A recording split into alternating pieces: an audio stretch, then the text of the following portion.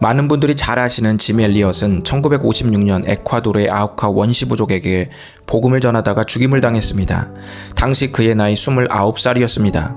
많은 언론은 명문 휘튼 대학 출신의 엘리트가 뜻도 펼쳐보지 못하고 생을 마감한 사실에만 꽂혀 있었습니다. 하지만 7년 전 그의 일기장에 쓰여진 글귀는 그가 그 순간을 평생 기다려왔음을 알 수 있었습니다. 영원한 것을 얻기 위해 영원하지 않은 것을 버리는 자는 어리석은 자가 아니다. 이 한 문장은 오늘날까지 수많은 그리스도인의 가슴을 뜨겁게 하고 있습니다. 도대체 하나님의 사랑이 뭐길래 전 생애를 바쳐도 아깝지 않다는 말입니까? 이 질문에 대해 스바냐서가 대답합니다. 첫 번째로 우리의 인생을 들여도 아깝지 않은 이유는 하나님께서 우리를 조건 없이 사랑하시기 때문입니다. 성숙한 사랑일수록 조건이 없어집니다. 처음에는 잘생겨서, 눈이 맑아서, 키가 커서 등등 호감이 있는 구석이 있어서 좋았지만 어느덧 그 사랑이 깊어지면 그냥 너여서 좋을 때가 있는 것입니다. 주님이 우리의 어떤 모습도 사랑하시나요? 네, 사랑하십니다. 그러나 어떤 모습도 사랑하신다고 해서 우리가 어떤 모습으로 살든지 괜찮은 것은 아니지 않겠습니까? 주님이 우리를 무조건적으로 사랑하시기 때문에 우리를 무너뜨리는 죄는 철저하게 안 된다고 경고하시는 것입니다. 그래서 스바냐서에서 유독 죄에 대한 경고가 많은 것입니다. 하나님의 사랑은 오래 참으시고 인내하실 수 있지만 그 말이 죄를 간과한다는 말은 아닙니다. 2장에서도 하나님의 죄에 대한 경고는 계속됩니다. 1장이 우상 숭배의 소굴이 되어버린 이스라엘 남왕국에 대한 경고였다면 2장은 남왕국을 둘러싼 5나라의 죄악상을 경고하고 있습니다. 암몬과 모압은 한껏 드높아진 자신에 취해서 남을 조롱했고, 아수르는 자기 중심적인 삶이 굳어져 기고만장했고 탐심이 극에 달하여 겁없이 약탈을 일삼았습니다. 5나라는 신을 섬긴다는 이름으로 자식을 제물로 잡아바치고 성적으로 문란하고 폭력과 약탈을 정당화시켰습니다. 하나님은 이들을 향해서 심판을 예고하고 강도 높게 경고했습니다. 하나님께서 이들을 포기하셨다면 경고할 필요가 없을 것입니다. 실제로 하나님은 심판이 본격적으로 내려지기 전에 우리에게 남아있는 기회가 모두 끝나기 전에 제발 돌아오라고 재차 명령하셨습니다. 왜냐하면 조건 없이 사랑하시기 때문에 끝까지 죄악의 현장에 뛰어들어 함께 그 죄를 멀리하라고 경고한 것입니다.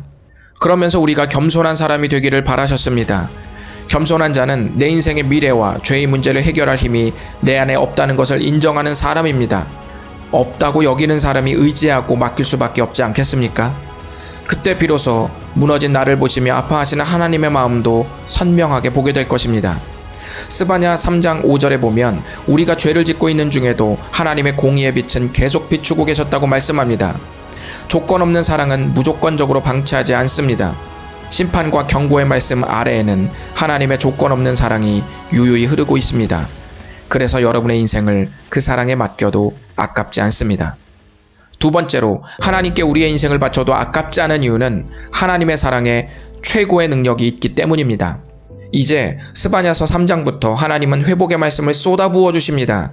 하나님께서 회복시키신다는 말씀을 잘 보면 보호를 받는다든지 두려움 없이 눕는다는 표현이 여러 차례 나옵니다. 반대로 이전에 기록된 심판의 말씀을 보면 자기의 힘을 믿고 만들어 놓은 보금자리가 황폐화되고 도리어 짐승들이 편안히 누워있을 것이라고 말씀합니다. 스바냐서에서 편안히 누워있는 이미지는 하나님의 능력으로 만들어진 회복의 장면입니다. 왜냐하면 그 사랑에 능력이 있기 때문입니다. 우리가 바라는 진짜 평안은 하나님께서 사람에게 주시는 특별한 선물입니다. 여러분은 옳지 못한 방법으로 화려하게 사는 삶과 옳은 삶을 추구하며 세상의 맞바람에 맞서는 삶 중 어떤 삶을 추구하시겠습니까? 그리고 여러분의 자녀들에게는 어떤 삶을 살라고 말씀하시겠습니까? 하나님은 지금도 우리 모두의 삶을 달아보고 계십니다. 죄와 타협하지 않고 십자가의 길을 걷는 자의 삶이 반드시 인정받을 때가 있습니다. 주님은 우리의 모든 삶을 회복시킬 능력이 있습니다. 그래서 우리의 전생애를 들여도 아깝지 않습니다.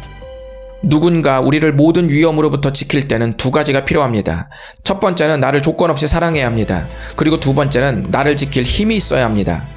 사랑은 하는데 힘이 없으면 애처롭고 힘은 있는데 사랑하지 않으면 그 힘은 그 사람이 사랑하는 누군가의 것이 되고 맙니다.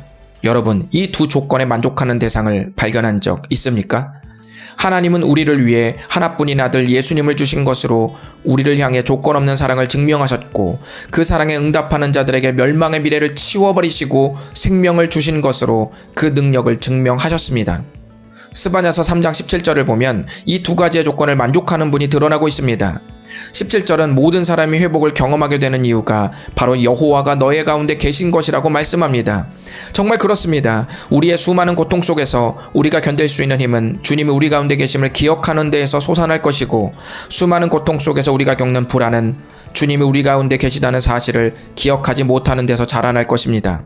우리와 함께 하시는 주님은 구원을 베푸실 전능자입니다. 전능자는 강력한 용서라는 뜻입니다.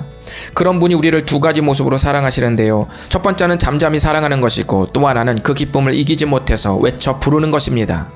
마치 사람이 누군가를 사랑할 때 드러나고 열정적으로 사랑할 때도 있지만 잠잠하고 깊이 있게 사랑할 때도 있지 않습니까? 하나님의 사랑은 우리의 삶의 자리에서 때로는 역동적으로, 때로는 은밀하게, 그러나 위대하게 진행될 때도 있습니다. 그 사랑은 무조건적이고 능력이 있습니다. 이 사랑을 여러분께 강력히 추천드리며 사랑의 눈먼 주님을 영원히 찬양합니다.